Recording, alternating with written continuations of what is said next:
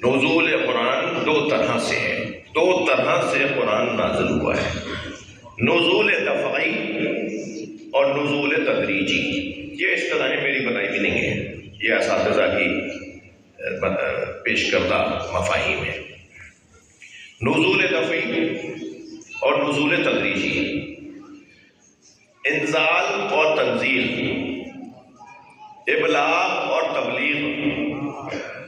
لفظ ابلاغ قرآن میں مولا علی کی ولایت کے پہنچانے والی آیت میں اللہ نے ابلغ نہیں کہا، بلغ کہا ہے۔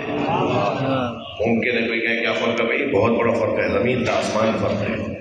ابلغ آپ کہتے ہیں ذرائع ابلاغ، جی رسانوں کو کہتے ہیں نا ذرائع ابلاغ۔ یہ جو ذرائع ابلاغ ہے نا، یہ ایک دفعہ ہی خبر سناتے ہیں، دوبارہ وہی خبر سنائے تو آپ سننے کو تیار نہیں ہیں۔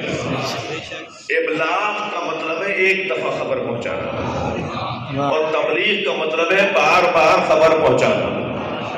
اللہ نے اپنے حبیب سے یہ نہیں کہا کہ ابلغ ما انزل الیک من ربک، پہنچا دیجئے وہ بات جو ہم نے آپ پر نازل کی ہے۔ یعنی نبی ایک مرتبہ بھی کہہ دیتے کہ علی کو مان لو تو بات پہنچ گئی، مگر قرآن نے یہ کب کہا ہے کہ ایک دفعہ پہنچا دیجئے؟ قرآن کہہ رہا ہے، اللہ کہہ رہا ہے بار بار بولیے علی کی ولایت۔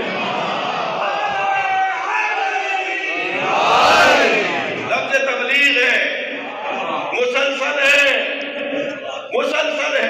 اچھا اگر آپ کی توجہات یہاں پر موجود ہیں تو میں یہی ایک جملہ کہہ دیتا ہوں کہ نبی کو اللہ نے حکم دیا، سرکار کو اللہ نے حکم دیا کہ بار بار پہنچائیے، بلغ، باب تفعیل اس کا امر جس میں استمرار ہے۔ مولانا سدھو والے کے لیے جملے مدرسے کی بول رہا ہوں۔